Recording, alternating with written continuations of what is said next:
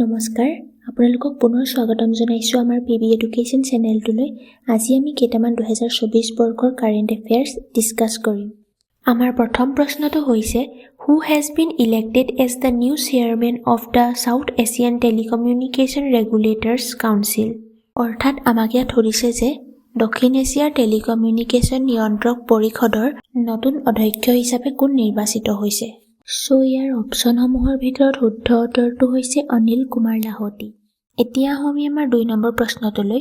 Where is the 2024 G20 Summit the 19th meeting of the group of 20 scheduled to take place। অৰ্থাৎ আমাক ইয়াত সুধিছে যে 2024 চনৰ ক'ত G20 শীৰ্ষ সন্মিলন 20জনীয়া গোটৰ 19তম বৈঠক অনুষ্ঠিত হ'ব। ইয়াৰ লগতে আপোনালোকে কেইটামান ইম্পৰ্টেণ্ট পইণ্ট নোট কৰি থ'ব যে 2023 চনত এই G20 সন্মিলনখন আমাৰ ইণ্ডিয়াৰ দিল্লীত অনুষ্ঠিত কৰা হৈছিল আৰু 2025 চনত এই সন্মিলনখন ছাউথ আফ্ৰিকাত অনুষ্ঠিত হ'ব। এতিয়া আমাৰ এই প্ৰশ্নটোৰ শুদ্ধ উত্তৰ হৈছে 2024 চনৰ G20 সন্মিলনখন ৰিঅ' ডি জেনেইৰো ব্ৰাজিলৰ এখন চহৰত হৈছিলে।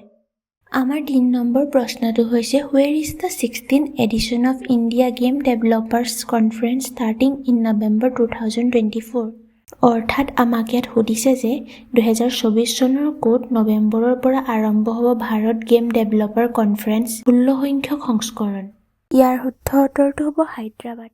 অলৰেডি এই কনফাৰেন্সখন হৈ গৈছে নৱেম্বৰ 13ৰ পৰা 15 তাৰিখলৈকে আৰু ইয়াত কমেও 20,000 মানুহে পাৰ্টিচিপেট কৰিছিলে।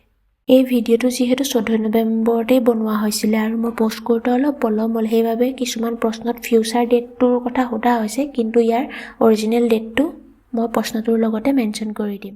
আমাৰ 4 নম্বৰ প্ৰশ্নটো হৈছে who will chair the summit of leaders of the APEC economics under the theme empower include and গ্ৰ'।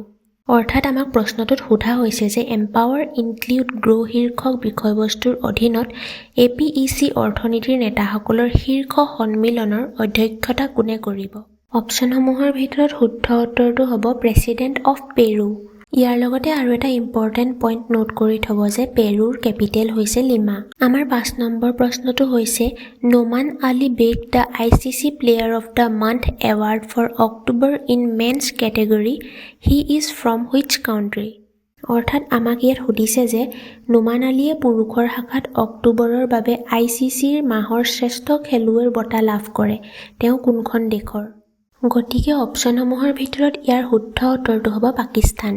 আমাৰ 6 নম্বৰ প্ৰশ্নটো হৈছে where will the 5th national EMRS cultural and literary fest and কলা উৎসৱ 2024 বি হেল্ড। প্ৰশ্নটোত আমাক সোধা হৈছে 5ম ৰাষ্ট্ৰীয় EMRS সাংস্কৃতিক আৰু সাহিত্যিক উৎসৱ আৰু কলা উৎসৱ 2024 ক'ত অনুষ্ঠিত হ'ব।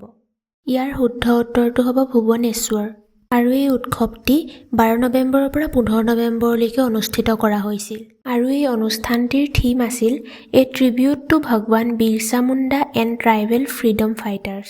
এতিয়া আমাৰ 7 নম্বৰ প্ৰশ্নটো হৈছে who has been appointed as Americans national security adviser in November 2024।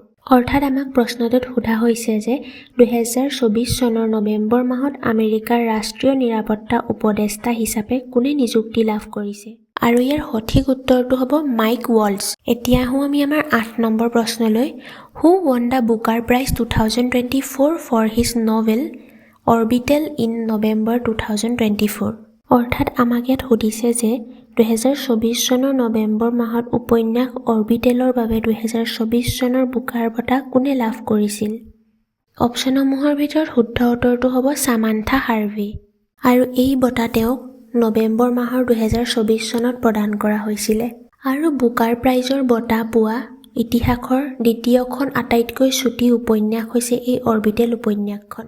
9 number প্ৰশ্নটো হৈছে which actor has been made the new brand ambassador of Madhya Pradesh tourism in November 2024। আমাৰ চিনেমাৰ জগতৰ লগত জড়িত এইটো এটা নতুন কাৰেণ্ট এফেয়াৰ হয় আৰু আমাক ইয়াত প্ৰশ্নটোত সুধিছে যে কোন অভিনেতাক 2024 চনৰ নৱেম্বৰ মাহত মধ্যপ্ৰদেশ পৰ্যটনৰ নতুন ব্ৰেণ্ড এম্বেচেডৰ হিচাপে নিযুক্তি দিয়া হৈছে। ইয়াৰ শুদ্ধ উত্তৰটো হ'ব পংকজ ত্ৰিপাঠী। আমাৰ 10 নম্বৰ প্ৰশ্নটো হৈছে who is the author of the book title মা mother released by union law' and justice minister Arjun Ram Meghwal.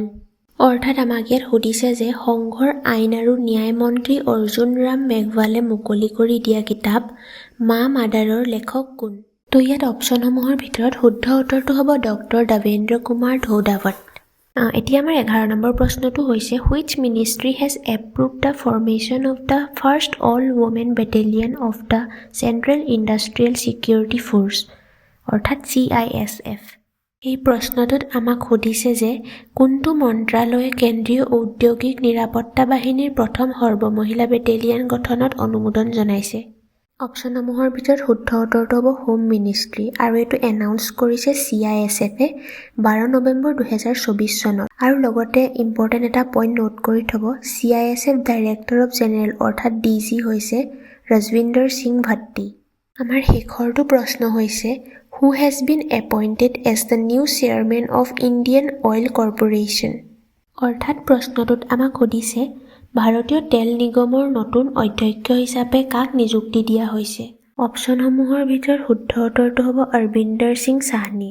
লগতে আপোনালোকৰ বাবে এটা হোমৱৰ্ক আছে। প্ৰশ্নটো হৈছে world diabetes day is celebrated on which date.